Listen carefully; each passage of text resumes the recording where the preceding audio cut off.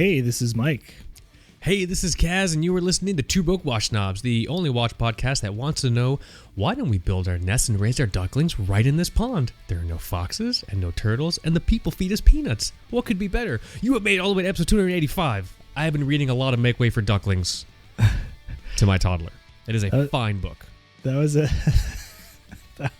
that was a long one. I like it. That is a fine book. Yeah, I was trying to truncate it. I'm like, no, it's dumb. I got to do the whole thing, and so I just read the whole thing. So yeah, anyone else? Huge shout out. Connects with people. I'm sure someone that was totally excited to get away from family stuff and just tune into watches is going to be really upset that they had to hear a children's book quote. It's like, guys, I'm trying to get the fuck away from that shit right now. All right, fuck the ducks. Okay, they're probably dead. That book's 80 years old. Those ducks are super dead, by the way. Yeah, but they do have statues in the Boston Public Garden or whatever. You can go and see the Make Way for Duckling statues. If you can just push past all the families and tourists trying to kiss the duck statues. I'll put it in the show notes. Yeah, it's fine. It should be fine. It's good. How's it going? This is going to be a ton of fun. Episode 285 of the Two Book Watch Snobs podcast. You know, it's interesting. This show is going to be a fun one. You know, obviously Michael and I, there was a period of time between episode, which is the ghost episode, 282 or 283? I think it's 280. I think both are kind of ghost episodes. It was a hazy period in TBWS history. There's a period of time, 2 episodes ago, where we had a little bit of an inadvertent hiatus, and in that time, we weren't doing the show, but we were still working on the site. And Michael had the wonderful pleasure of being able to go and take a trip to Iceland. And in the process of doing that, he got to figure out what watches he wanted to do. He planned the trip, and he even got to go and meet some like a specific watch place and watch brand there and everything like that. But and he covered that in a piece on the website, and we just never really talked about it on the show. I don't think, because we weren't doing the show. So that's what we're doing this episode. This episode is thusly named "Watches in Iceland / a little bit of travel watch talk." I think we've done a few episodes on travel watches, and our perspectives are always changing. And you and I are sort of going to be traveling soon together somewhere. I don't want to say where, even though I've probably already told people, but I just don't want people to know what you and I are doing. But I think that's going to be a ton of fun. I'm super interested to hear, because you went to Iceland and you did a bunch of stuff. You did stuff in nature. You did stuff in like cities. You know what I mean? So. I'm very excited to hear a lot of driving, sketchy driving, a lot of Sigur Rós. How much Sigur Rós did you listen to, or was it the "This Will Destroy You" live in Reykjavik album, which is also top quality? I did both. I did "This Will Destroy You" in like a blizzard, dude. Just driving. Oh my god, that's perfect. It was so good. It was everything I wanted it to be. That live in Reykjavik album for "This Will Destroy You" is probably better than any of the actual studio albums. No offense, "This Will Destroy You" in whatever form you guys are currently living in now, but that live album is top tier. I can talk about them so much. They're kind of doing silly stuff now, but that's not this show. That's not this show. Yeah, this is two emotionally crippled broke watch snobs. Yeah, the perspective has changed a lot, I think, and. If you listen to earlier episodes, I'm sure I was just fawning over this GMT or this watch, and it's GMTs. Just perfect for travel. And I want to take some time to get into, I think a lot of the idea of what a travel watch is and how they're kind of marketed, and the experience you're promised if you buy this, if you take your Casio F91 8 time zones away, you're gonna die because you're not gonna know what time it is. Like if you have if you don't have the new Miyota 9075 Flyer GMT, it's just, you're gonna have a horrible experience. Yeah, a lot has changed in the way that I look at those things when planning, and I have the bug now. We're talking about a trip next year where we might go, places we're considering, and it's all, it's I mentioned this in the piece. It's fun to infuse the hobby with other things that you're into, I've always just wanted to travel as much as possible, and post COVID, you put that on hold for a long time, and now I just want that. I want those guardrails to be lifted, and I want to get out there again. So go places, man. Yeah, it's fun to think about the hobby. It is both a big and a small world. Fucking go places. Check it out. Why not? Yeah. So hell yeah. So I'm excited to talk about that. I'm excited to talk about perception travel watches, how they've changed. I'm excited to talk about your Iceland trip. Definitely encourage people to go to twobookWatchSnobs.com and check out Michael's piece. You took wonderful photos over there. Like it's so nice for us to take watch photos, not chasing sunlight in windows in our home. Yeah. Right? It was so nice to see actual outside in the wild watch photos. Well, no, even when you're home, you take some photos outside. You have a patch of green in the front of your house or something like that. I think you told me you go and you routinely try to get shots at, right? Yeah, there's a little trail in the neighborhood also that I try to go on. I mean, yeah, that's another evolution, I think, in the watch content creator space. I talked about this in another article. There's so much pressure to feel like you have to make your content look like this guy who does an amazing job, or this publication. And I don't know, I watch photos and things like that. Quick and dirty is my latest approach. I love that I'm still on that Fuji, as minimal as possible, fixed lens, no complicated setup or anything. Quick and dirty. But it was nice to get out somewhere different and encounter the challenges that come with photographing outside and places you've never been before. I think sorry. I was just gonna say it forces you to get familiar with your camera in a different way, because you're in a different setting and everything like that. So yeah, heck yeah. I think there's more. It seems like there's more watch content creators now than 10 years ago when we started. And I think the hardest thing for people to do is figure out what their own artistic vision is like. And I think sometimes people might even feel guilty in the beginning, only feeling like they can take photos like other people. Well, I'm here to tell you that's okay. That's how you figure it out. That's the process. You know what I mean? No one just crawls out of the womb Leonardo da Vinci. No, you know what I mean? No one, you're not immediately poofed into existence from stardust having the perfect artistic outlook and vision that you want. It's okay to suck for a while. It's okay to try to take photos dude, I was obsessed with trying to recreate Jerry's photos, Golden Hour Time. I was obviously I am very shitty at photography and I just couldn't do it. But that process of trying to do work how he did was helpful for me, just because that was part of it. So yeah, no, I hear you. I don't think so, man. We're gonna show some of your photos soon. I'm looking at one now. It's really nice, but yeah, that was. I get lucky every now and then. Which photo are you looking at? I have some that I really like that I've taken.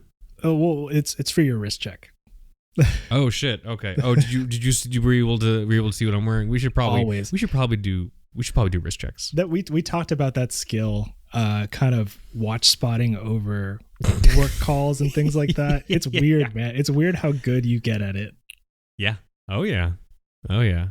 I was on a call years ago with someone, and they were he was in England. I can't remember where, and he was talking and he was doing this blah blah blah, and I was like, yeah, listen, I had the call. I'm like, oh, by the way, I really like your Quartz Seamaster. And he goes, oh shit, like how could you tell? I'm like, that bracelet is the Quartz Seamaster bracelet, and it is clearly not a 41 millimeter quartz watch. It is a smaller quartz watch. Because didn't Diana get one of her sons that watch? Wasn't that a famous application of that watch? So I think there's definitely some kind of mythos around it. So no, it's imagine somebody doing that to you in with an accessory that you don't really think about, or your glasses, right? Or something. Is that glasses. that would freak you out That's actually a really good point. That's actually a really funny point. Like, oh, dude, sweet Brooks Brothers A5 clear frames. We're like, what the psycho? Do you have me bugged? Like, what are you doing? And he's like, but that's actually really. I have a blog on glasses. That's actually. Wow, that really puts it into perspective. I should probably stop calling out watches I see just on people. That's so funny. I try not to do it. Some folks I work with have nice stuff, and I see it on calls or in person. But yeah, I have to restrain myself because I feel I would terrify some people. It's the same rule of engagement I always have to remember when trying to extend and make friends in the real world. Yeah. Never fire first. Let the other person say something first. If someone says, "Hey, Kaz, great quartz chrono," no one would ever say that to me. But if someone for some reason did say that to me, I would be very flattered. But I could totally see if I said to someone, "Hey, great Orient Mako 2," they'll be like, "Fuck, do you know what I had for breakfast too? Fucking psycho." Like, no, I don't know what you had for breakfast. I'm always so Michael, where should I have my microphone? Because I feel like I'm just blocking my face. I think it's good there. Is it fine? I feel like as long as you keep it close. I feel like an old Republic Sith. I have like machines over half my face right now. You can maybe, if leaning to one side feels unnatural, you could just try to get the arm closer to your natural sitting position, and I don't want to like fuck up my audio or whatever. It's fine. I'll figure it out. Oh, this is working. This is kind of working. Hello, computer. How do I sound? We are professionals. Yeah, this is fine. Not really. It's fine. It's a free show. It's good. This is going to be a ton of fun, though. Michael, for the 285th time, would you like to make history with me and do an audio wrist check? Yeah, I'm wearing the CWC. Oh, cool. Hell yeah. Royal Navy diver on a on a tan toxic NATO that I've had forever. And yeah, I don't think they're called toxic NATOs anymore. I'm going to call them toxic I think we're NATOs. dating ourselves. I'm never going to call them anything else. But yeah, it's this watch here, and I love it. That's cool. This one didn't come on the trip, but I had moments where I was really missing it. So oh, interesting. When I came home, I wore the heck out of this thing for a while, and it's just such a cool piece. I saw the so Mark II came out with a Milsub type watch recently, and it was super tempting. I forget the model name. I think it's called the Fulcrum. And okay. I just had to stop myself and say, wait, I have the perfect Milsub type watch for me. And this thing is cool. They ran out of these models. I don't know if they're going to make them again, but oh wow, I'm really stoked that after years I figured, I'm just going to do this, because it's a lot to take in. It's CWC, their designs are obviously really attractive to me, attractive to a lot of people. I think their pricing can be tough to stomach at times, but I don't know. I just saw it as a one and done. I'm never going to think about Milsub type watches again. Well, it's interesting, with CWC, most of the times if folks stumble onto the brand, it's because they're trying to look for something that's either authentically quote unquote British or with authentic military heritage. So I think the impetus generally tends to be something very niche. So I think if you stumble upon the watch without that background randomly, you're just like, I'm not paying whatever $1,700 or whatever, some of the price. I'm not paying that for this. But if you come into it knowing what you're getting, I mean, it makes sense. I mean, on the other end of the spectrum, you could look at something which is kind of somewhat analogous. You could look at Marathon, but you can get some Marathons for like $400. Yeah, you know what I'm saying? And their prices are, I don't know the last increase they did, but some of their stuff, you look at it and you think, oh, okay, it's a quartz diver, and I'm going to pay how much? Because I think the T-SAR is not, it's not a crazy expensive watch in just the general watch collecting space, but it's not they're not cheap watches either. Right. In the context of Earth, they're not yeah. cheap. Yeah. Less than the CWC, but I get it. Overall, I'm just still super happy with this. The bezel is not what it used to be. The action How do you mean? So both on this watch and the Quartz 83 that I used to have, the bezel action loosens up pretty quickly. And interesting. Yeah, if you mess with this in person, you're going to be really surprised at how easy it is to kind of turn. Is it kind of like an old Seiko bezel where it's like slidey? It's more slidey than clicky. Do you know what I'm trying to say? Yeah, no, there are clicks. It's not friction fit, but it's not bad. It just feels very. I don't know if they built it into the watch. They were very faithful with how they put these things together, looking at the old originals. But the, it's still it feels vintage, I think. Hi. Is it worth getting it looked at or hello? Is it worth getting it looked at or serviced? Or maybe try to, maybe it just needs to get refitted or something. I kind of love it. You could probably put a new click spring, whichever one they use. Right. But I like it. It's charming. Hell yeah. Doesn't bug me. That's By cool. the way, I just figured out what happened last episode. I'm looking at the tab with the watch and the little picture-in-picture bubble. Right. There's a big button there that says stop. And my brain probably thought stop sharing. But I think that button stops the recording. Oh, that's awesome. Yep. Because the stop sharing button is up here. And this, we should be okay. Okay, that makes sense. If you have no idea what we're talking about, listen to the last episode, and at some point in the very beginning, you'll randomly hear us cut out, and then just slide right back in. Fucking podcasting, dude. It was so. We were talking about this in the pre-show, dude. It was so nice hearing the show again.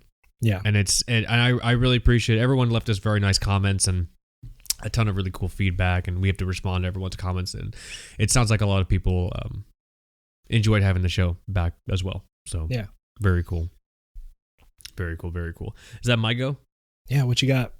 I am wearing the always sacred Orient Christmas chrono with my Two Book Watch Snobs mug. One of, honestly, I think 5. I think we've sold like 3 or 4 of these mugs. It's what is it? Not limited edition, limited production mug. No, it's just limited. It's just limited demand. Like very limited. I don't think people are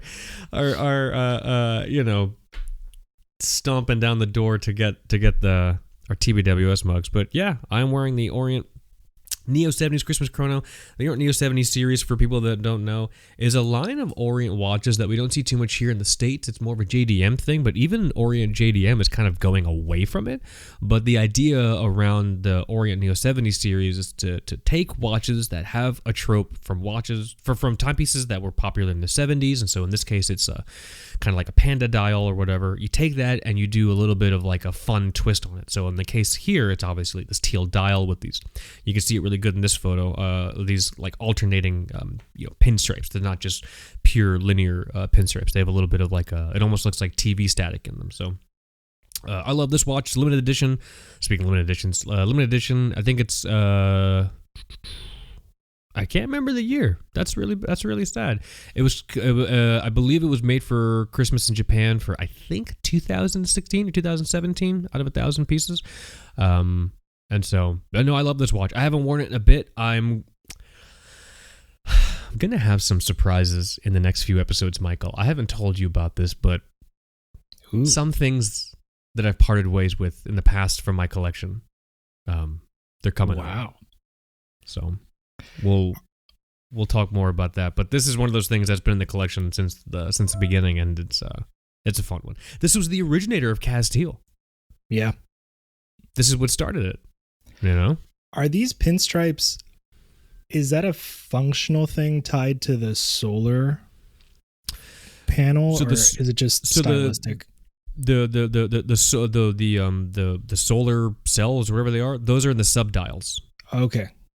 So if you look, those little solar panels, they're actually in the subdials. The pinstripe, I think, either someone sneezed while they were doing it and an executive thought that looked great and they signed off on it, or like I don't know what, but they're not perfectly straight.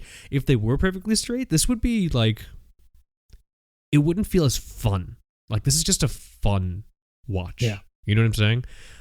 Can you scroll back up to that photo where it's on the my old 3D printer filament? That's a Toxic NATO as well. Yeah. That's a shiznit for back in the day.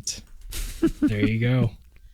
I still have that strap somewhere, but yeah, no, that's what I'm wearing. I haven't worn it in a while. I still love this watch. It's every now and then I'll see one on Reddit. Someone will post it on Reddit.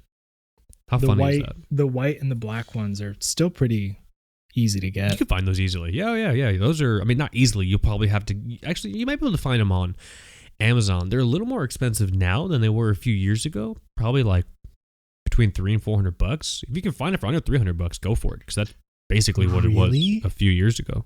Yeah. I feel like in my head those things were like $160 or something. I mean, I looked a few months back, I think, and it was, I mean, let me look real quick. I also have San Martin brain lately.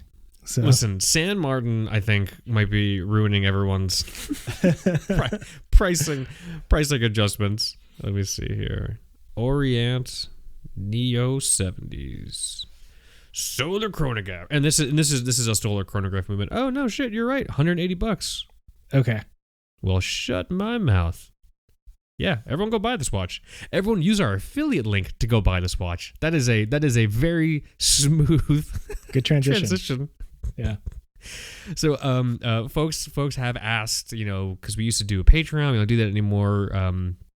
We used to just have, God, remember the old days? I think we literally had a PayPal donate button on the website. In the early days. That's not there anymore. But people ask like, oh, hey, I want to donate a watch for review. Oh, hey, I want to support you guys.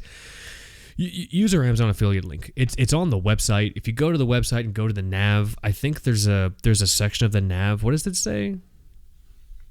It used to say like trusted shops or something like that. Two Book Watch Snobs. We're good at this, I swear.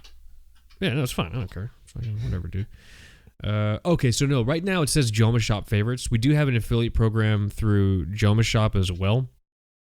And so the nav used to say like trusted stores, or I can't remember what it was, but like it would drop down and you would be able to see our Amazon affiliate link there, and you would also be able to see Joma Shop. So if you're on YouTube, we'll try to include it in the YouTube description, and then if you go to the website, I'll try to make it easy to find. You don't have to use it. Like, it honestly, like, it doesn't matter. We haven't mentioned it in a long fucking time, but people ask, and I love everyone who offers to send us watches. Please do not send us your watches. I am not emotionally equipped for that responsibility of taking care of your watch in the time that I'm borrowing it for a review. Like, I have a toddler, bro. All right. Yeah, that's hard. I might be ready. Michael does not have a toddler. He's good to go, man. Like my kid is just getting to the stage of his grappling with toddler physics, where he wants to figure out what everything does when you throw it as hard as you can. Oh, what's this thing do when I throw it at the floor? As hard as I can.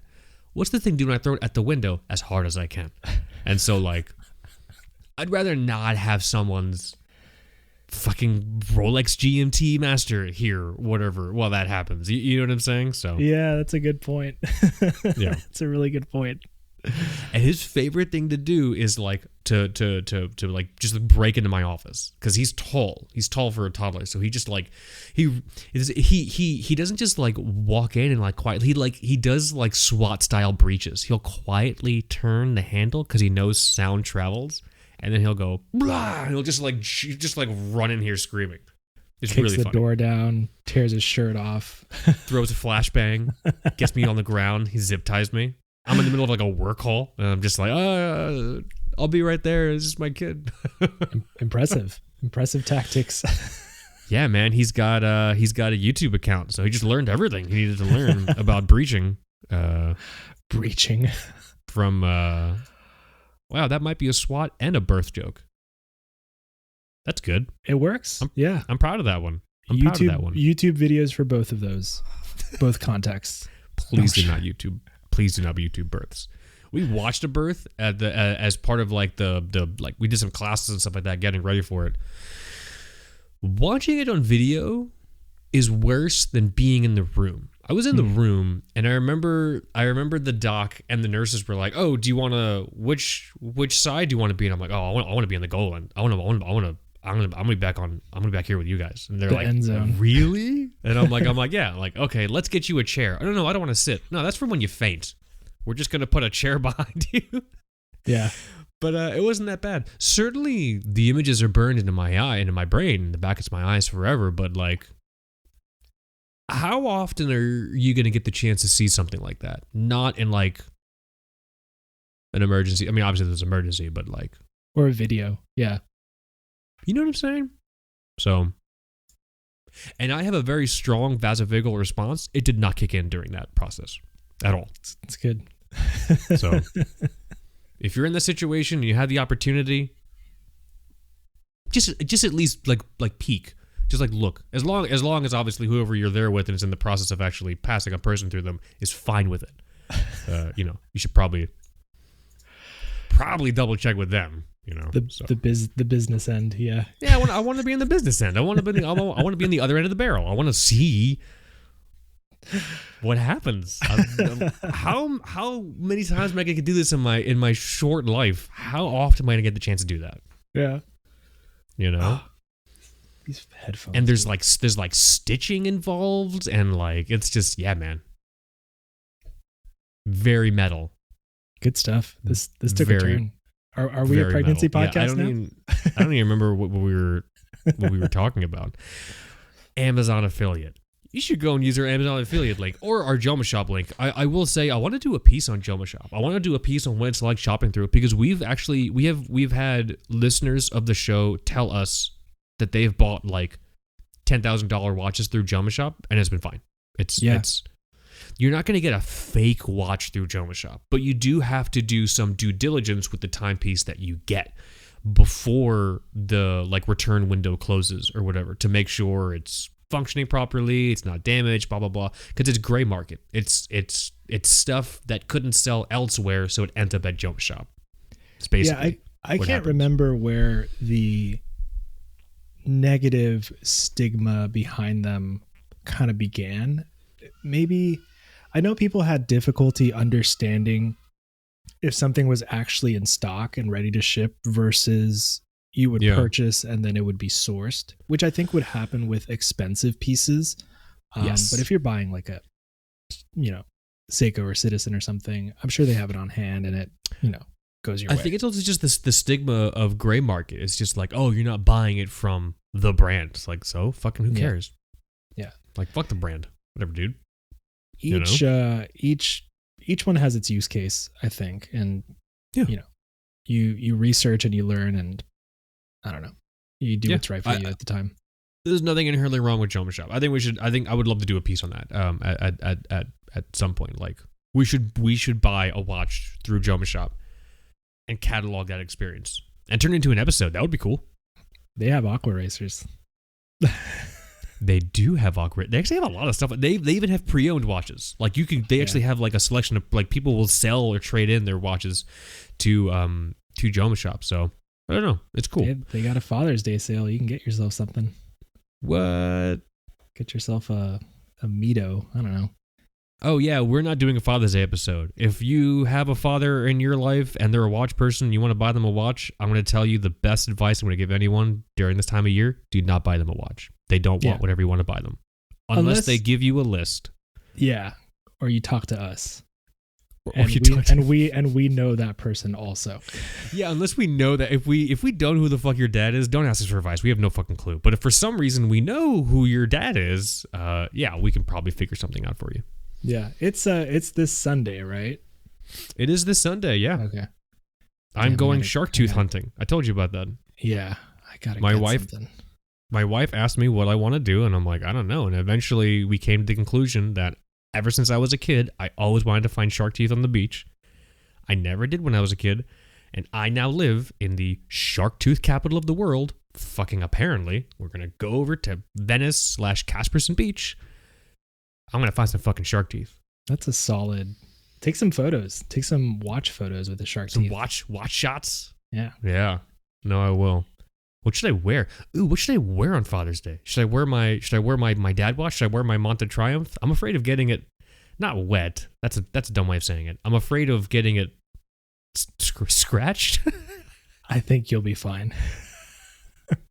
I think you'll be fine. You're not going to be like my wife that destroyed a Seiko on the trip. On your Iceland trip, you destroyed a Seiko? Yeah, we can talk about that. We're going to talk about it. Yeah, let's transition to the main me. topic. It amazes me. So yeah, excellent wrist check. I love it. We're wearing two fantastically different watches. Our watches could not be any more different from each other. Yeah. And then yeah, thanks for everyone that said a bunch of nice stuff about us recording again. It's wonderful to hear from you. And we don't know who your dad is, so sorry. Let's elegantly transition into the main topic. I am extremely excited to talk about this because I've always wanted to go to Iceland. I love the idea of also packing watches with different ideas in mind. I think you said you packed 4 watches, right? Yeah. Oh man. Okay. So tell us about the trip. Why Iceland? I think for us, it's always been just a general curiosity. I think the place, there's tourism in Iceland pre-Instagram and post-Instagram. Oh, interesting. Okay. Yeah, I think the place probably evolved a lot and adapted for tourism post-Instagram. Because you know how people are when they go there. They do these, I mean, we're talking about Disney cruise influencers. There are just dedicated Iceland trip influencers. Their whole channel. Wow. And to be fair, some of them, I think some of the best ones are Icelandic, and they probably work with tourism in the area to get that content out. But you know, either way, both before that tourism boom and after, we've just always had this curiosity. And I think the flights are subsidized with the flag carrier of Iceland, so the trip getting there wasn't expensive. Also, right, as expensive as it would be for us to fly to somewhere else in Europe. But that was an attractive part of it. It seemed like a trip that you could do, just take the whole place in, not really worry about, hey, we're going to be in this country for X number of days, then we're going to take a train somewhere else, different country. Those trips are fun too, but we just wanted something different. Yeah. Where we could just park in one spot for a while and take it all in. That's awesome. And I have to explain to people, they're like, why didn't you go to Cancun or Hawaii or something? And I'm like, dude, I grew up in Miami. I know what I know what a beach is like. That's so true. I'll do those vacations. I just wasn't in the mood for one. Yeah. So and obviously it's just a beautiful country. The landscape there, the ecosystems that you see, you can really experience. One of the things they say is you can experience 4 seasons of weather in a single day. And I was like, yeah, wow. Whatever. That doesn't make sense. But I saw it because I drove through a blizzard, and you come out the other end and it feels like spring, in the next That's fascinating. town that you're in. So just beautiful place overall, man. Highly recommended. Easy to kind of just navigate. There's a lot of help. I think it's really catered to Westerners in a lot of ways. Oh yeah, we were talking about that. Yep. It's not difficult to, everyone's going to speak English to you. It's not a tough vacation that you have to prep for. Right. We weren't nose deep in language books. We should have been, I think that's important, but really easy to get around overall. A large driving factor was just what the country had to offer in relation to other trips you possibly could have done. Multi-Europe country train trips. You didn't go to the beach. You want to just go somewhere. and experience something you probably have never experienced other than just seeing influencers in like, I don't know, fucking clear ball hotels under Aurora Borealis or like whatever. I'm not entirely sure what I might also be thinking of Norway. I'm really sorry. But I feel like I've seen videos of people in like clear igloos under like northern lights eating puffin. Oh, I'm sure they're out there, and you can eat puffin. It's a very cute little bird, but the actual meat from the bird looks very interesting. It doesn't look like what you would think it looks like. I wasn't gonna. I didn't eat the urine shark or whatever it's called. The Greenland shark. The fermented shark. It's it's not for you. Yeah, there's some interesting dishes out there for sure, but honestly, and if you're in the capital, you walk for a bit, you're gonna find a Mexican restaurant. You're gonna find an Italian restaurant. You're gonna find actually. Do you remember when we got Mexican food in Hong Kong? I still don't know if I was just so hungry because I thought Hong Kong was going to be more vegan friendly than it was. It was not, by the way. If you're thinking about going out there as a vegan, you're going to have a bad time. You're going to be eating Cliff Bars in the hotel. I still remember the realest thing I remember you saying about at the time when you're not vegan anymore, but at the time when you were vegan is you went to a place that was supposed to be vegan, and I guess it was, and you got like a soup there and you ate that soup. And then you went back to your room, and then the next day you told me, it's like when I got back to my room, the water in the toilet smelled exactly like the soup I had in the restaurant. Yeah. Yeah. And then after that, I think you only ate like Cliff Bars. Yeah. Yeah, I don't know what happened there. It was probably just. But that Mexican place was nice. Yeah, it was a good Two Broke Watch Snobs company dinner. Yeah, I suppose. My God, 2018. Yeah. We were there in 2018. That's funny. So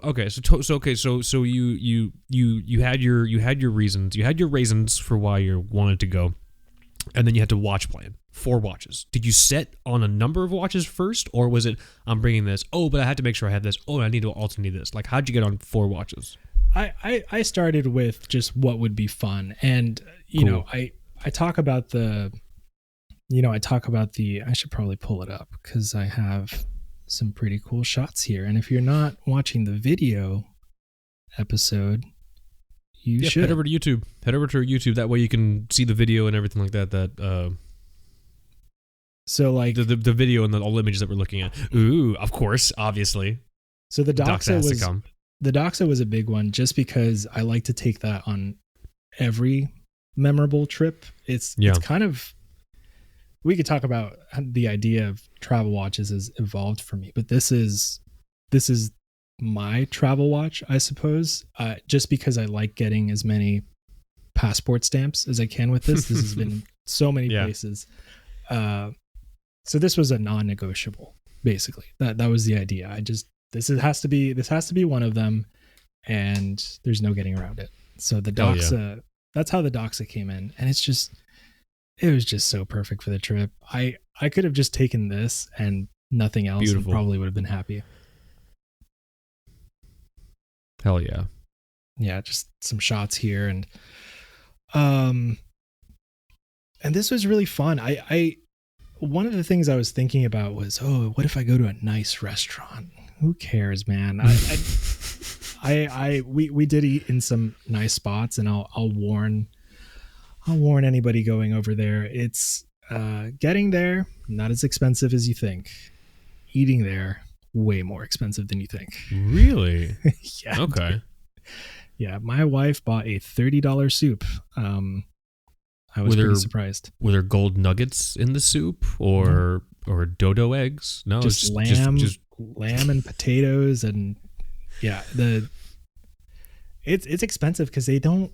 It's hard to grow stuff there, So ingredients are pricey, and just prepare for that if you decide. And you don't do, and this is, and I apologize if anyone's aware, and if anyone knows this, or if anyone's from Iceland. So this is me speaking from a point of ignorance, but I think isn't fish like a large staple? Like, because I imagine it's probably pretty straightforward to fish around there, but you're not a big fish person. No, not a big seafood person. I get reactions actually with some seafood, so that's not good.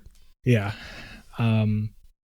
But yeah, just keep that in mind when you're eating in Iceland. I had in grad school, I did my primary focus was on like European medieval literature, and I did a specific focus on like medieval Icelandic literature. And my professor at the time had been to Iceland a bunch, and it's fun. He was from Peru, and so he was telling me he's like I hate fish, and every time I go to Iceland, even the chicken tastes like fish. I don't know if they feed the fish chicken. I don't know what it is. But everything just tastes like fish, and I'm like, that sucks, dude. I don't know. I was a kid at the time, so I don't know how the fuck to have a conversation with someone about that. But I just remember him saying that, and I always thought that was so interesting. You know? Yeah, I didn't encounter a lot. You know, they're really into burgers too. They're who the fuck isn't? Burgers are amazing. There are a lot of burger places. And I did have the Clinton hot dog. The hot dog. You went to the hot dog place? Yeah, a lot of people go there, and I'm sure it's a tourist trap at this point. It's just a really expensive hot dog. And was it good? You know what's funny? You kind of have to rush through the ordering process because, you know, everybody's there. There's a huge line, and they the attitude there is more of a New York City deli spot where if you don't get your order out quickly, you're going to get yelled at. Which is perfect. Don't ever change deli shops. We need you to be like that. We need you. That's awesome. I don't know why I did it, but I said, oh, no toppings. Apparently the toppings were just, that's what it's about. So that's what it's about, dude. You just got a tube of meat on some bread. Yep. I don't know why I did that. I can't. There's a thing for anyone that has ever watched. I do. Trust me. I do the same thing. I panic and then I say whatever I need to say to get out of the situation as fast as I can. Yeah, that was it. For anyone that's ever seen any old Anthony Bourdain, series, Cook's Tour, No Reservation, Parts Unknown, or anything like that, he used to do this thing where if he was in a situation like you were and he didn't know what to get, he would just say everything. Yeah, like that's what I gotta do. The works. Just put, or he would say the person in front of them, oh, whatever that guy got is good. Just do that. You know what I mean? Because I think to your point with that hot dog, I think the point is all the shit they put on top of it. Yeah. So now I gotta go back. I guess we gotta go back now. Gotta go back. That's funny. But the Doxa was a big part of the trip. Just a beautiful watch. And that's your default travel watch. That's the one that's going everywhere. That's always going to come. That's been to cool Asia, South America, Iceland. If I take a big trip, that watch is coming. So hell yeah, that was non-negotiable. And then of course there was the dual time zone thing, which is something I've fantasized in my collecting brain for way too long.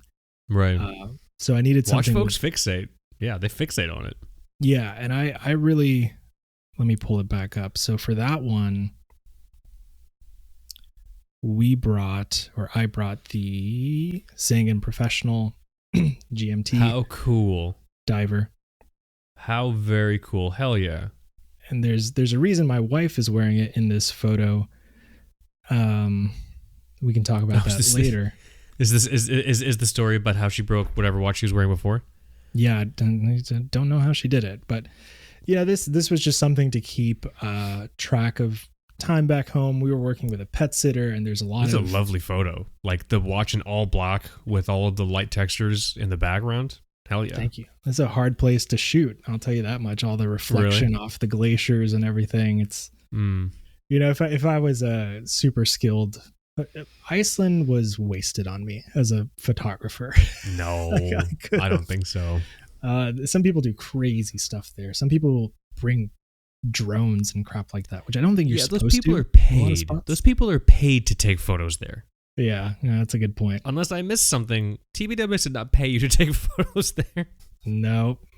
This is very, This was not on the books for TBWS. This is what our tax person would call an unreimbursed expense, I'm pretty sure. Or at least some facets of this would qualify as that. So, this is a good shot. Damn.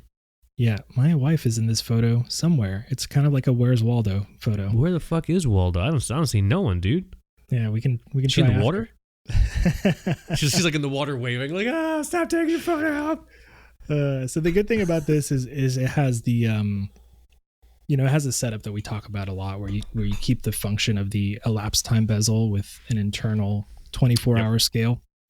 And this movement, the Ronda inside has its quirks. So one thing I will say that can get annoying if you're trying to bring a travel watch and it's a quartz GMT.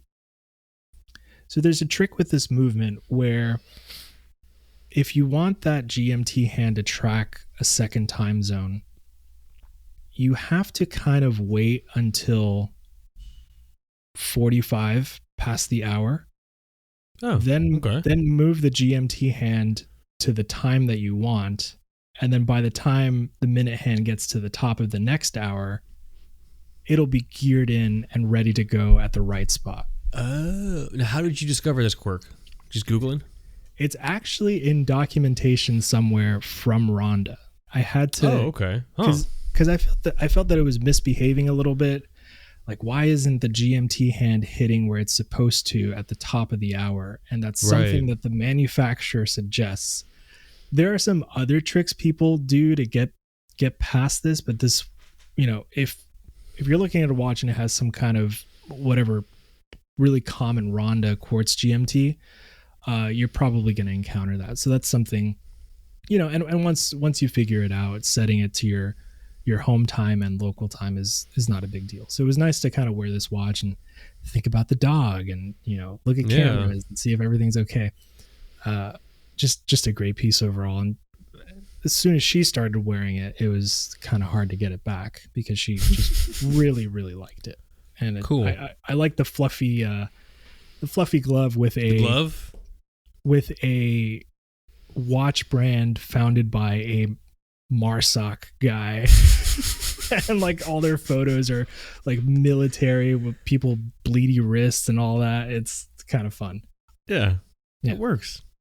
That's cool. So Doxa, Sangan, and the Casio. Obviously. The Casio F90. This one, it's funny. This one's still in the bag. I haven't taken it out. I wore this once, and I wanted to put it through a very specific test. Okay. So one of the things you do there is you go to the Blue Lagoon.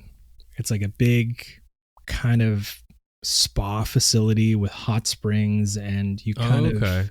Is it like the therapeutic mud place? They have like the therapeutic mud or whatever on the ground underneath the water? Or am I thinking of something else? I think you can do that. It's just a really big hot pool with a ton of people. Hygienically a little questionable, but I think human soup, I think is what you're describing. It's a huge human soup. Kind of loud. Everybody wants to do it. I'm sure there are fancier, kind of more private facilities if you want to do something like that. But this is the big one that everybody goes to. And I thought I want to put this watch in there and just see what happens. Because it's, it's hot geothermal water. Really salty, a lot of minerals and stuff, and stuff with gaskets and rotating bezels. I really didn't want to bring it in there, so I just wanted to see what would happen to this watch. Right. I probably shouldn't have picked the green, kind of harder to get JDM version, but I did. And it was fine, dude, and it was fun to wear the rest of the day. Obviously just still have a watch on the wrist when I went there. But one thing that did happen to this, the band is now completely like salt stained. It's got interesting. Every crevice, and it's hard to take out even with fresh water. So it's that's one thing that did happen, and I'm glad that's not in the Doxa right now. Did you try do you have to scrub it, or is it like chemical burn, do you think?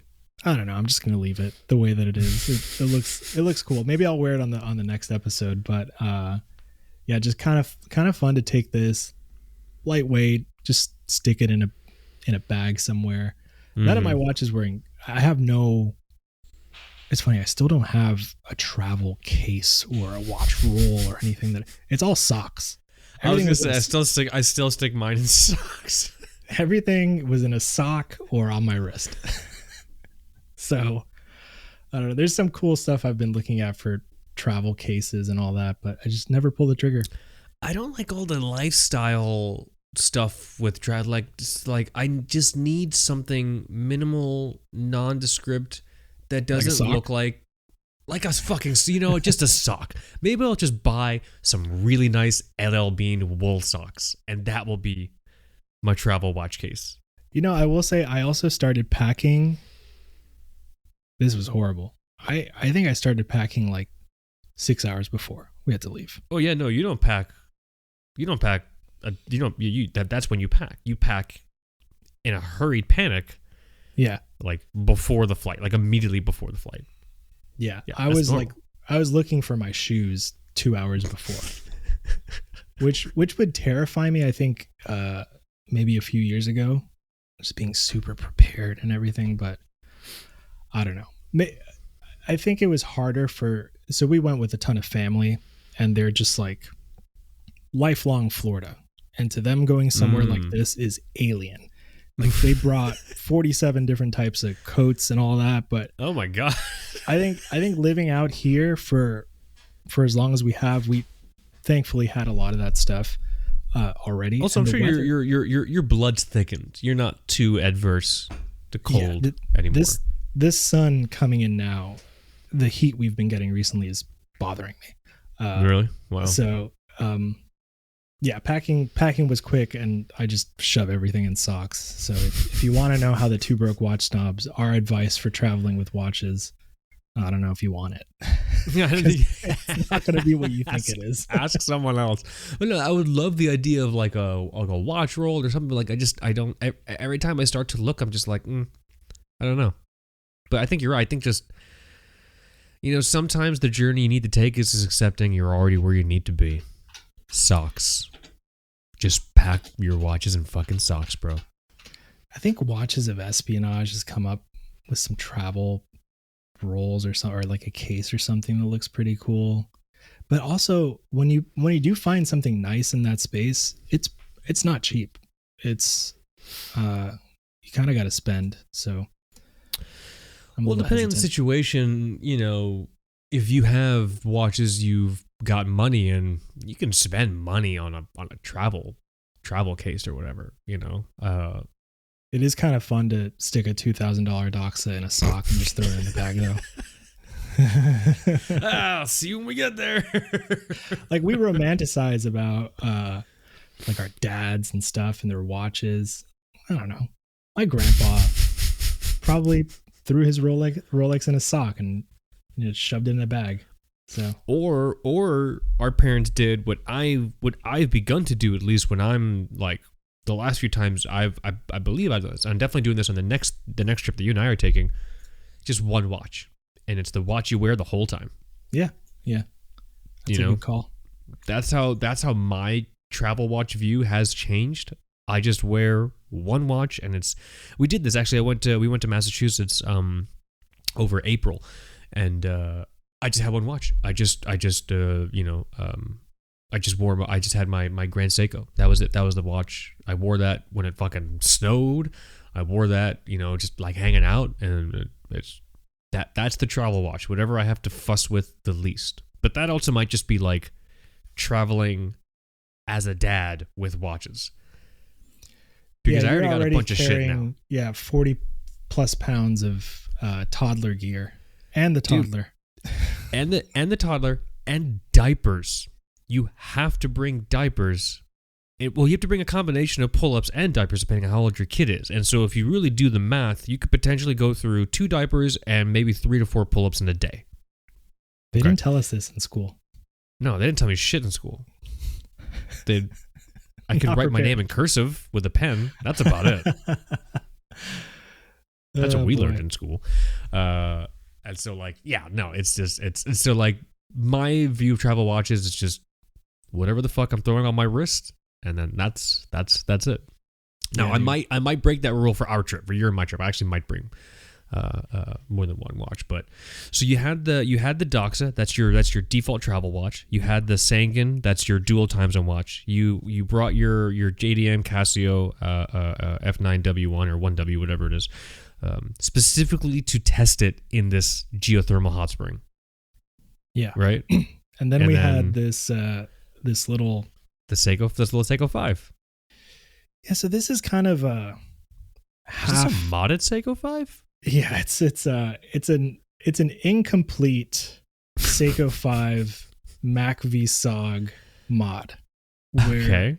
I forget the name of the base model. You know, you can get it on Amazon, and then people buy the hands that look more like those Vietnam mysterious watches worn by operatives. I see. Yep, I see what's happening now. Yep. But it's like not finished. There's no say. There just has the 5 on there, and this is something my wife has been wearing. You know, she just picked it up. It's actually on a really nice Adapt NATO strap. Really cool. The watch is dead, but I have the strap here, and that I will still use. Very cool. But she wore this. We were out on a hike, and it was kind of a waterfall type outing, and you have the option of going through a path where everybody's taking photos and all this kind of stuff. We did that, and then we kind of went off the path. And then along the rock wall, there are these weird little entrances where you can go in, and we did some hiking. We found a crack in the wall and found this like hidden waterfall, which is just nuts. Wow. It was so cool to kind of experience. But she was doing a lot. She kind of took some tumbles here and there. I thought she was fine, but when we got back from that outing, we're just in the room. She's like, the watch isn't working. And I'm like, what? She's like, just the watch is not working. I shook it. The rotor would turn. It wouldn't. The seconds hand would tick for a bit and then stop, no matter how much I shook it, because you can't wind these. You have to shake these. It's an old 7SU6? Yeah. So this is kind of not an old school Seiko 5, but Seiko 5, the era that you and I, started looking at watches, and right, exactly like your green. The old, Pilot, the old SNK, one, the SNK. Yep. So yeah, I can't explain it. This thing doesn't work anymore. Gave her the Sangen, and it's funny. I'm reading a book now. It's called, I think the book is called Surprise, Kill, Vanish, and it's about kind of the emergence of our like intelligence organizations and the way we as a country have evolved there. And you learn about Mac v SOG and early CIA kind of. It's really, really cool read historically. And there's a part in there where they're recounting these moments of a dude in Vietnam, and he's like getting shot at by helicopters and running through the field, and he like takes a round in his leg and he has to crawl and he has just maggots in his wounds. And I'm like, honey, this guy probably had a Seiko on his wrist. What did you do? And it was probably fine. So yeah, and it's the second one that she has like broken. I don't know how. What was the first one? She was kickboxing. Okay. Yeah, she was kickboxing, and she's like, I don't know, it broke. It doesn't work. Why was she wearing the watch while kickboxing? She just, when she puts something on, she just doesn't take it off. So, and it was on a NATO. I don't know. She just took it to the gym, and that one, same thing. I shake it, it just doesn't get started. You should probably get her a G-Shock, bro. Get her a Casio. She might love that. Those things are fun. Well, now she's wearing a what's it called? Those things will take a beating. She's wearing a Tissot PRX, the smaller one. Those are fun. Yeah, the smaller really one with the aqua colored dial.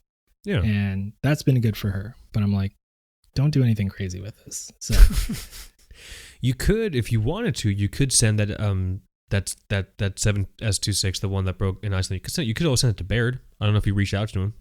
Yeah, I don't know if Hashtag Griffin Watches. I might just leave it broken because it's really funny little kind of souvenir in a way from the trip. So broken touchstones for memories are interesting until you're in a situation where you're either spring cleaning or you have to move. Yeah. Because then you're like, do I just throw it out? Do I pay and work hard to move this thing that's broken somewhere else? Like, I don't know. You know? Yeah. If I still think I don't know. It's going to be a while before I move. That's for sure. What if this is your Michael, what if this is your hero origin story and this is the impetus for you to go to like watch tech school so you can learn how to fix this watch? I might, if I do that, I might just buy a 7S26 movement and watch a couple of YouTube videos and buy the the intro watchmaker tool set from Nomoki or something. Just take care of it that way. That works. That works too. I still don't mess with servicing watches. That stuff scares me. Yeah, no, yourself. Way yeah, easier. no. I'll change a battery. I did wuss out and I did not change the battery on my Grand Seiko. I ended up sending that to Grand Seiko. If it was a $13 quartz movement, whatever. I'll eat barbecue, not wash my hands, and change the watch and touch the back with my face. I don't give a fuck. But with the Grand Seiko, I'm like, there's probably some intricate shit happening here. I don't want to get like a fucking... Because the thing is, I'm hairy and I shed like no one's business. I don't want to drop like a fucking eyelash and leave some DNA in there. Like, let me send this out to someone that's wearing finger condoms and a hairnet, and that's much better at this than I am, and they can change the battery out. I think for something like the GS, I would be worried about taking the case back off. Right. And then there's like a proprietary cover or something where you need their own screwdriver to take something off to get out of the way of the battery. So I don't know. Yeah. I'm not going to knock you for that. That's and fine. Same thing with my with the Seamaster. I sent the Seamaster to I'm far from the mic. I sent the Seamaster to Omega primarily to have the battery changed, but also just to have the clasp and the bracelet cleaned. And yeah, they did all that stuff. But like, I've had other quartz watches that weren't those two fucking watches, and like, yeah, I've changed the battery on them, and it's been fine. The clasp was in not the best shape from what I can remember, so that was a good call. It didn't stay closed. Like, and the diver's extension would just like fly open. But I was reading that's a thing that people have happening with that bracelet. Yeah. Like, you know, I don't know if that's improved on the newer ones, because this is the old 2541 that the TBWS community and the Slack community very graciously, you and everyone banded together to gift me that watch, and I think of everyone every time I put that watch on. So thank you again for that. But I don't know if that's improved with the newer versions of the Seamaster bracelets. Yeah, and I think you had a pretty traumatic introduction to that bracelet, I would say. It was like I had a traumatic introduction to the new Speedmaster bracelet. Sizing it was not what I thought it was going to be. Yeah, no, it was an excellent reminder in the futility of man. And no matter how much ire and anger I poured into the bracelet to just do what I needed it to do, it wasn't budging. You know what I mean? And when you're in that situation, you get to the point where you're just like, I don't care if I fucking break this watch. I am taking this link off. You know what I mean? And so like, yeah, that was...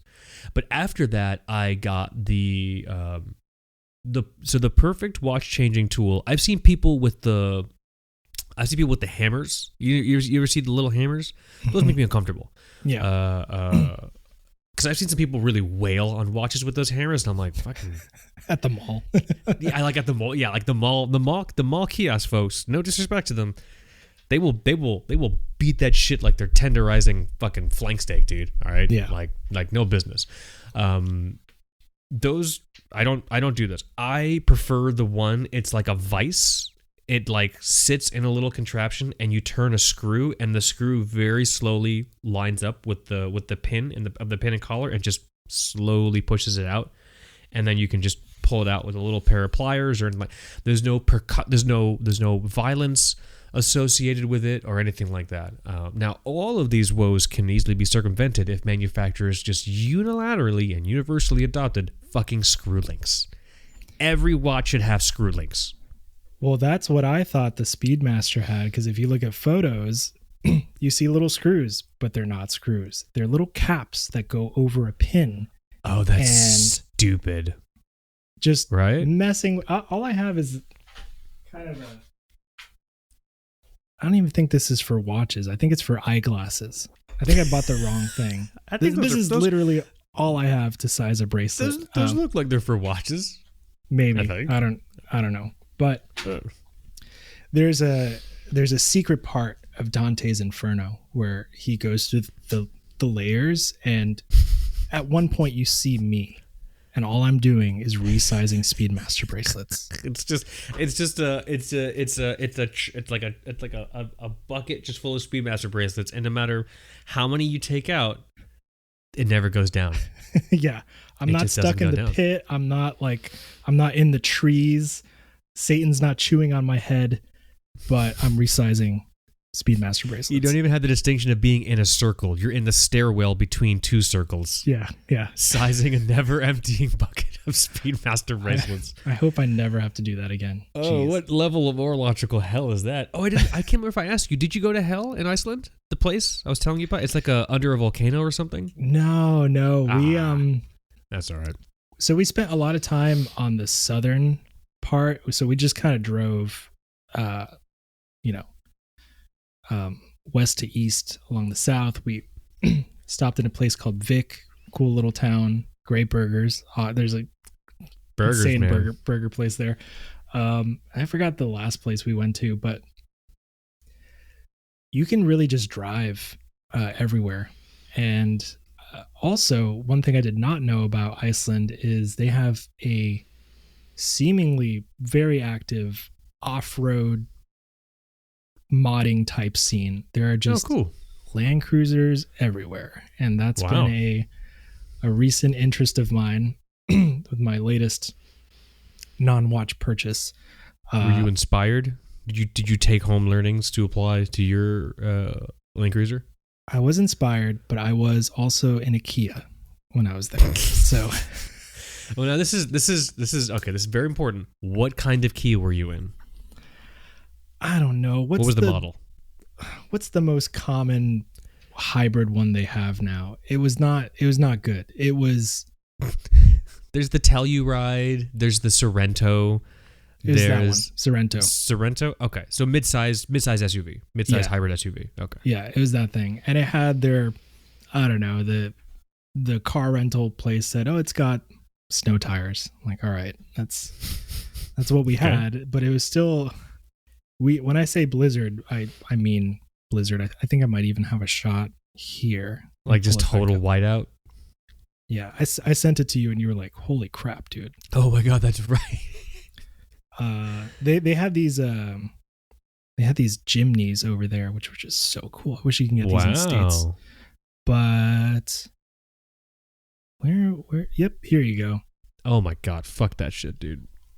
So just driving in that kind of stuff in a Kia, not cool. All you have to really guide yourself in this case are those little yellow sticks on either side.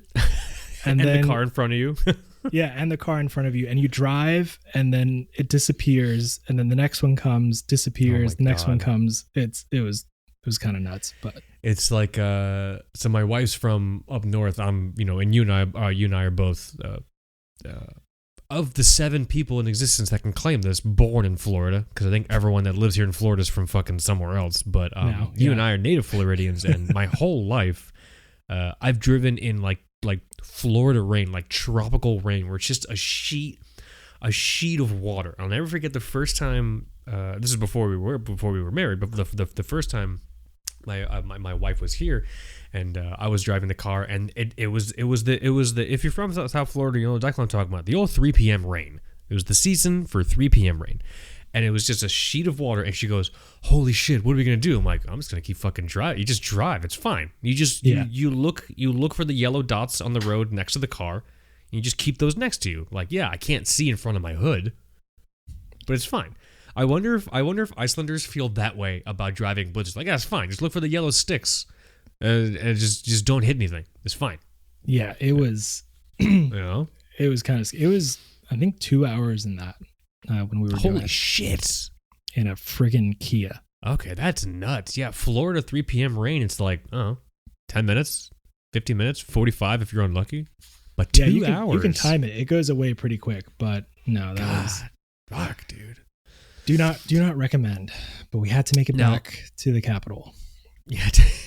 The last thing I want to talk about, that's something I'm very interested in, because you actually went and met a watch brand. You met a watch brand there that I have seen advertisements for. I've always heard about the watch randomly when people are like, oh, what's an unusual small watch brand that you don't hear about to talk about very much, blah, blah, blah. You met up with the JS Watch Co., right? Yeah. So that's I So always wanted to go. It's they have a sign here. It's really funny. What is it? Probably the world's smallest watch manufacturer. That's what they have on their door. Okay, that's kind of cool.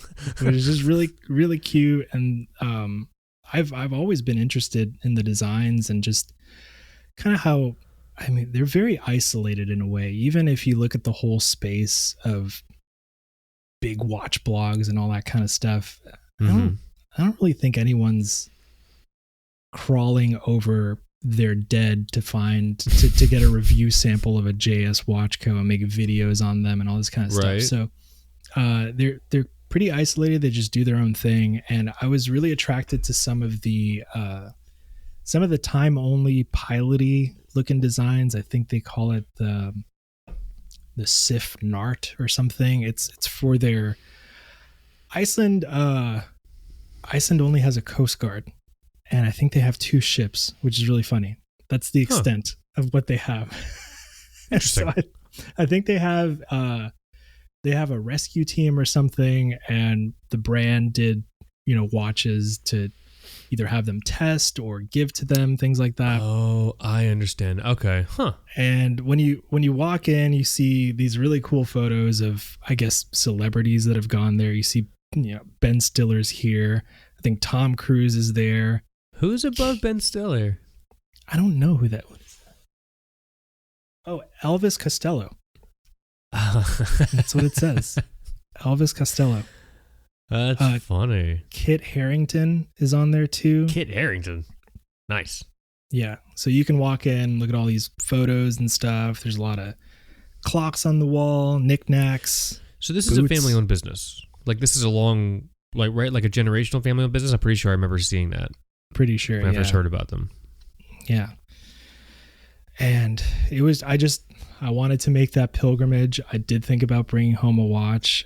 This was the piece that I was talking about. It's kind of cool. Almost a mix between a pilot design meshed with an explorer type thing. I was going to say, it's kind of fieldy.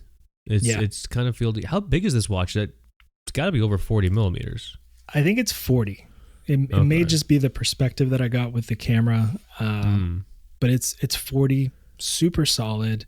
The movement in there is probably some Solita or ETA or something, but they assemble it all there, Swiss parts, and I think this was over, kind of around the 3K mark. I probably could have gotten around, because you're not paying VAT or anything like that. It would have come in close to 3, and that's a lot for a spontaneous purchase. I could remember the trip in different ways. And we talk about this all the time when you're. I'm sorry, I'm looking down, everyone. I'm looking at the JS Watch Co. site on my phone.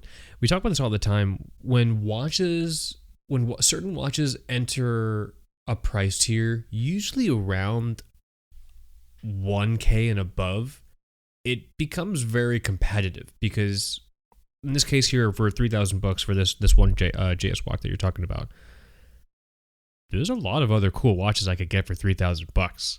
True. So I would already have to have those watches to scratch that itch for myself, or I would have to love this watch more than those watches, which is entirely possible.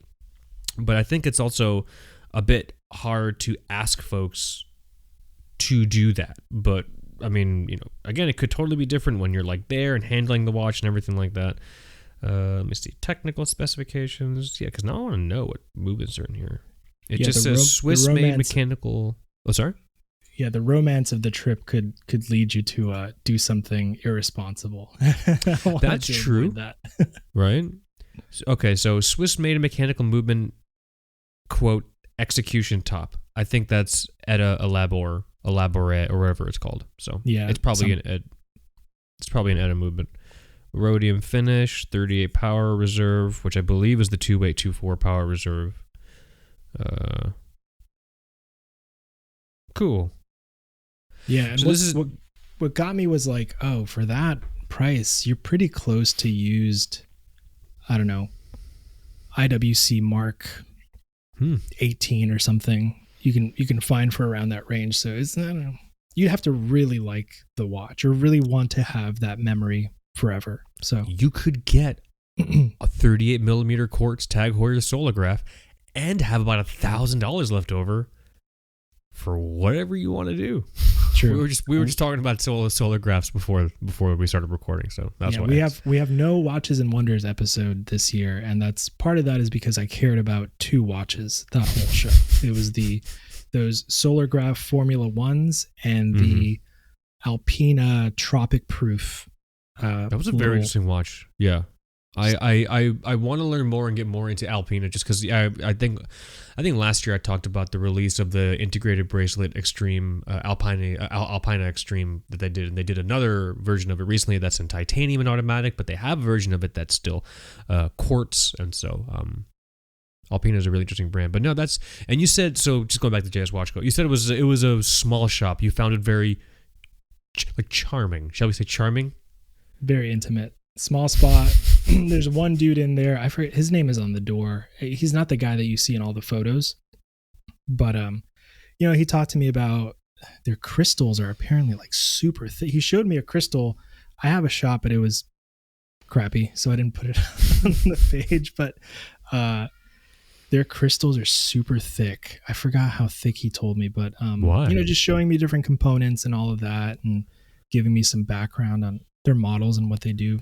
Just really, really nice place. Did you get a sense of what would differentiate them other than being, Icelandic and everything like that, and family-owned watch, place, jeweler place, everything like that? Is there something particular about the watches that sets them apart, I guess, in terms of feature? Because the designs look pretty straightforward.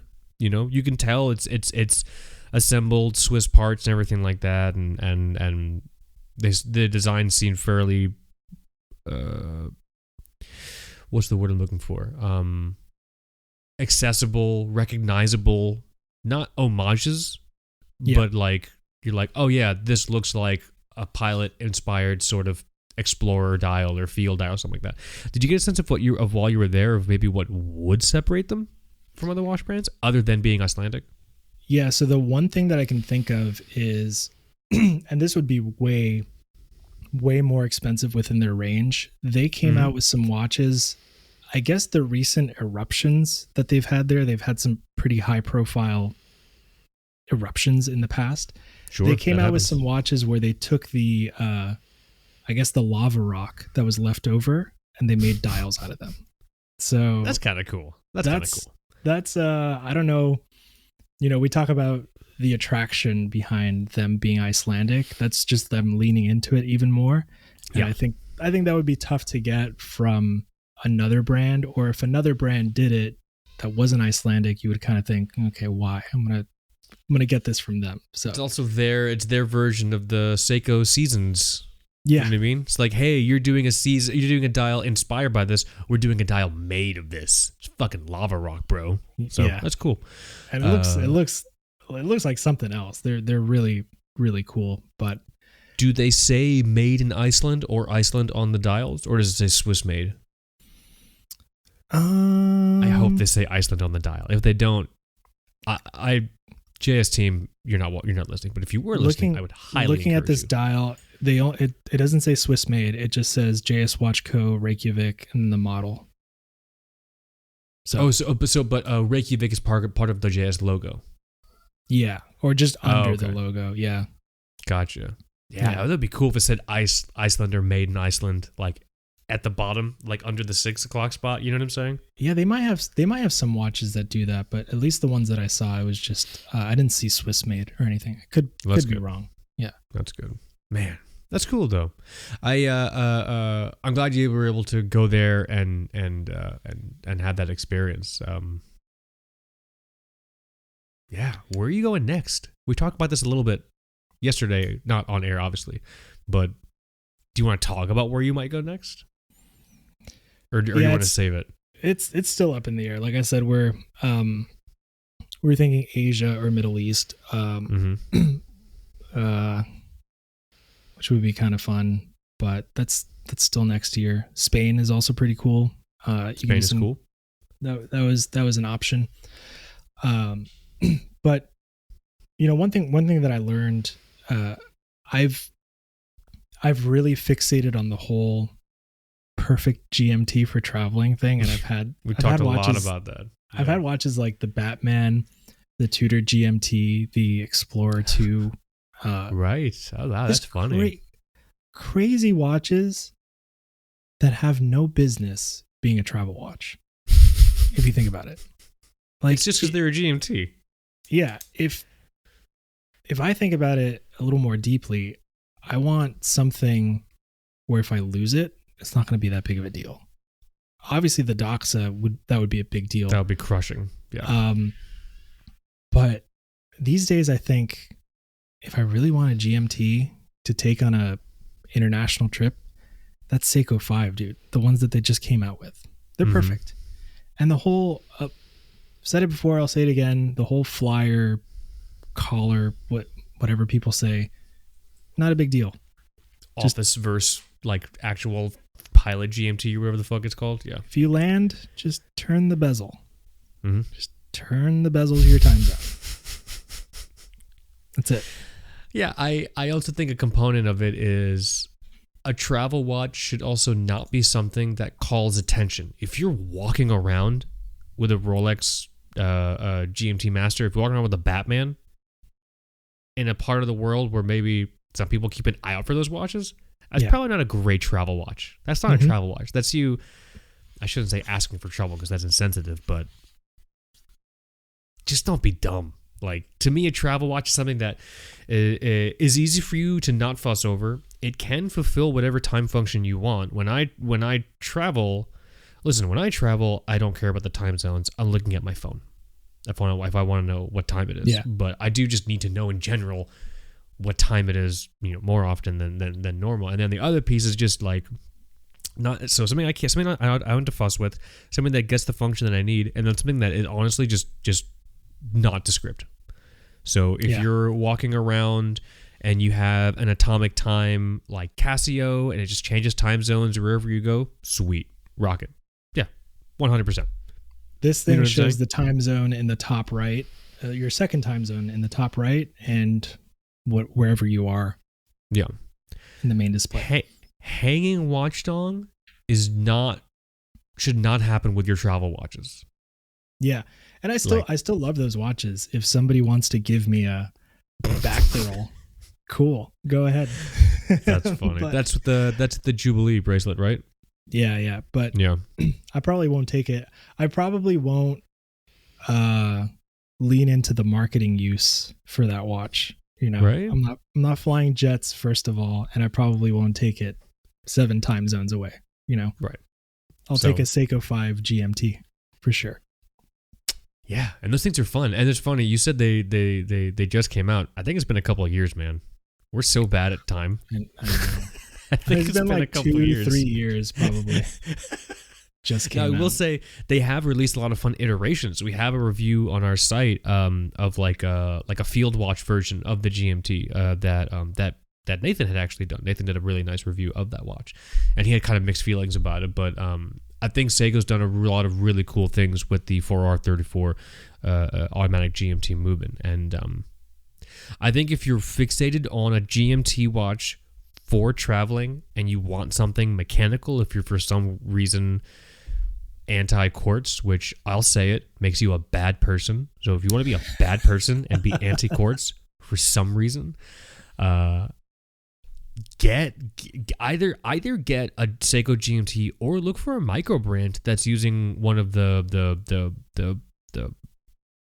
NH or Hattori versions, whatever it is, like the non-Seiko versions of the automatic GMT movement. So yeah, that would be, because even if you go for something like the Miyota, oh man, what is it? 9075. Yes, if you go for 9075, those are sometimes those can be twice the price of something with just the Seiko version of the GMT. But they're really cool. So Laurier, they had their I forget the name of their GMT. They had their first version, then they came out with a later version that uses that Miyota, and cool. It's a pretty cool option. Vare is another brand that uses that movement, and the famous kind of in the affordable space is the Jack Mason GMT that they make now. And let us not forget the Gavox Longitude uses the 9075 movement. The Very Longitude, cool watch. the Notice Contrail, the new one uses that as well. Oh, those contrails are sick. And the Trail Trekker that I reviewed, both of those also sick. Yeah. So cool. So I would be sad if I lost a contrail or something like that on a trip. Also, I would still be. I think I don't know. Maybe I'm just. But if you were wearing that Seiko 5 GMT and it got banged up on a trip or broke in a trip, yes, that would suck. But if you take a step back and look at it in terms of like the finances, at least you can obviously $200 to $400 to however much that watch is still a lot of money, but it's less than $800 to $1,200, which can sometimes be the territory you're in for the 9075, or even more than that. Obviously, if your Rolex Explorer 2 gets broken or something, you know what I'm saying? I took the Explorer 2 to Hong Kong, remember? Oh my God, that's awesome. Yeah. We saw some cool watches in Hong Kong. Yeah. We did see a lot of cool watches over there in general. So I think maybe the situation's a bit different there for luxury watches. I think there's more of an acceptance of people just having nice watches in general. Yeah, I don't think it's the kind of place where you'll get mugged for it, but still, you can lose things when you're traveling and packing, and it was a quick trip too. So, yeah, I probably wouldn't do that today because I'm becoming more and more absent-minded in my older age. That was 2018. As you become more seasoned.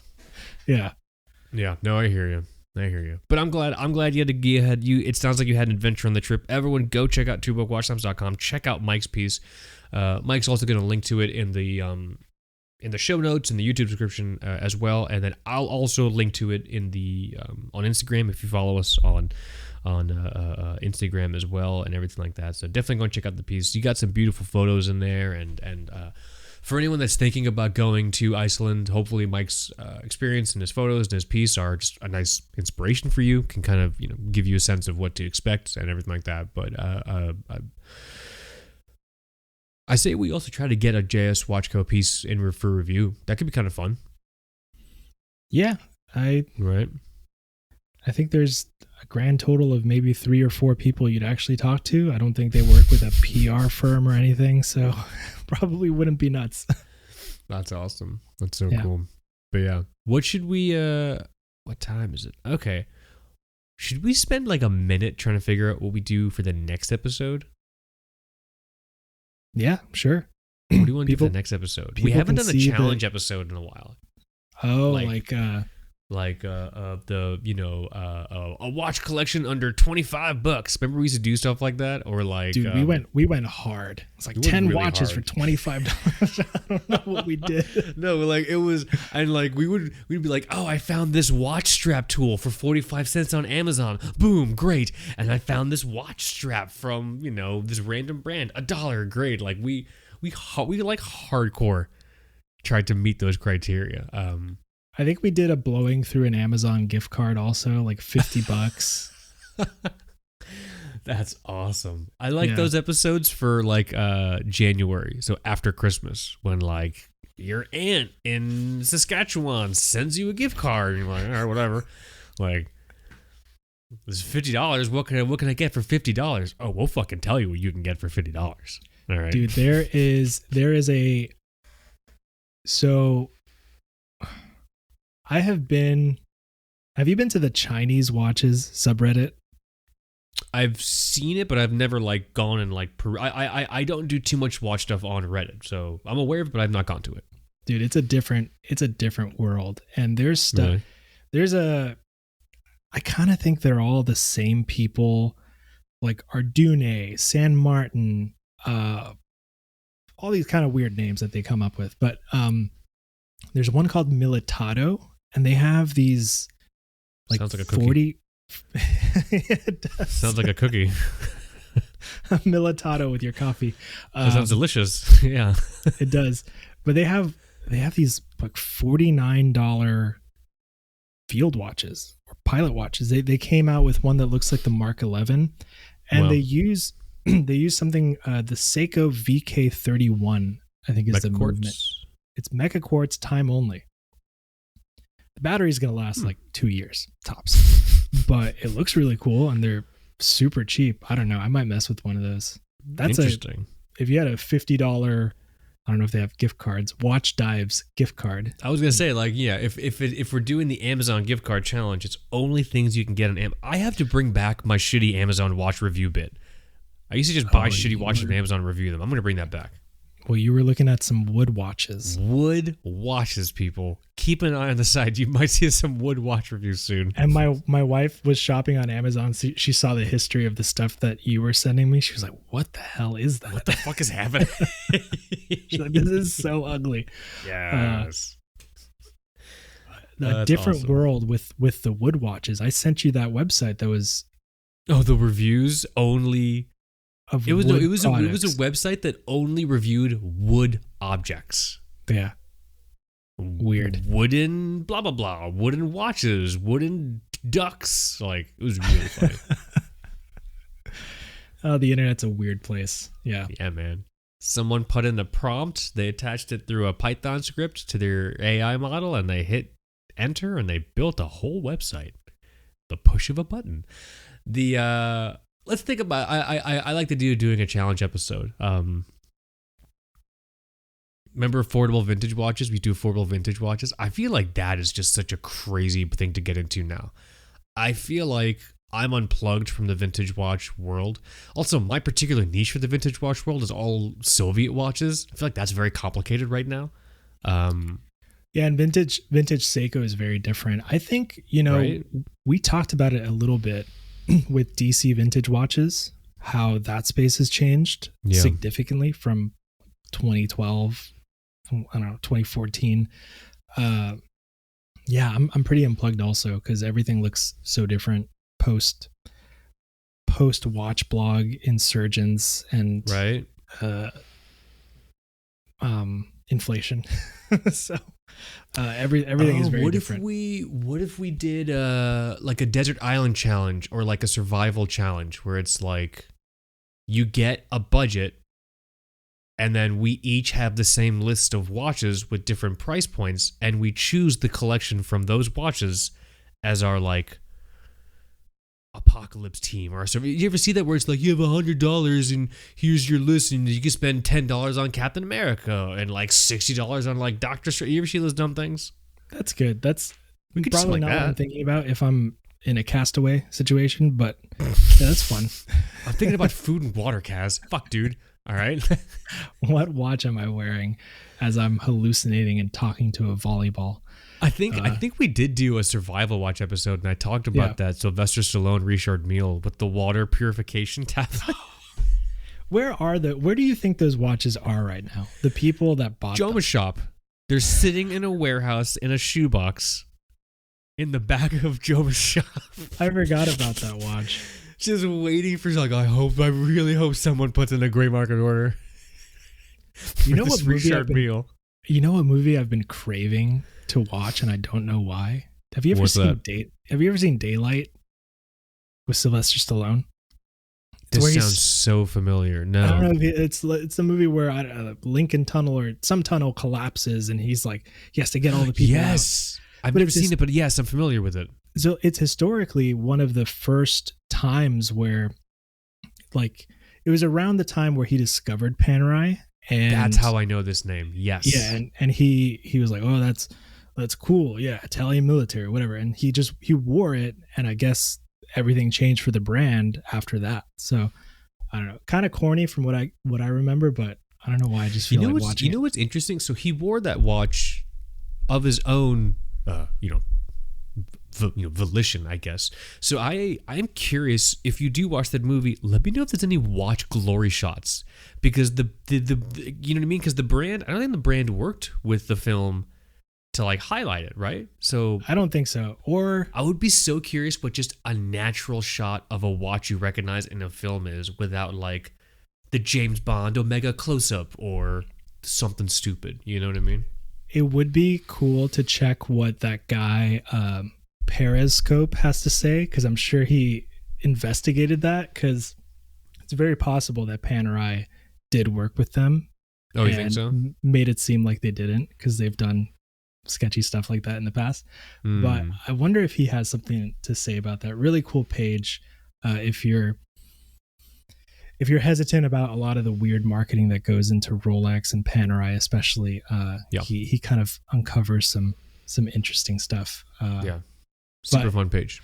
Be cool to see if there are some like hero shots of the watch at some point. You know what I'm saying? Like he's lifting a rock that's crushing like a baby or whatever, and like he's flexing, and like you get like a really clear like, oh shit, look at that sweet Panerai. Or if it's just him like you see him like scratching his ass in a doorway on a quick pan, like, oh fuck, was he wearing a Panerai just now? You know what I mean? Yeah. Like, I'm so curious. Yeah, probably the latter. We'll see. Probably the he's just like picking his nose or whatever. It's like, oh shit, he's wearing a Panerai. Shit. That's crazy. Yeah. I say we do a challenge episode next one. I'm not sure what, but I want to do a challenge episode. But here we should do this. We should let the kids get back to it. I didn't break the video. I'm so happy. All right, the video didn't break. We've not been subjected to any perilous internet situations. Google didn't go down during the recording of this episode, which was a thing that happened. It's still 9 a.m. for me. Nice. There you go. Yeah, we recorded this very early Michael's time on the West Coast. So that's funny, man. Hell yeah. Well, here, let's do this. Let's is it that time? Is it that sad time? So much fun. Thanks for listening, guys. My name is Mike. And this is Kaz, and thanks again everyone for all your nice comments, being happy that we're back. You have been listening to Two Book Watch Snobs. Later.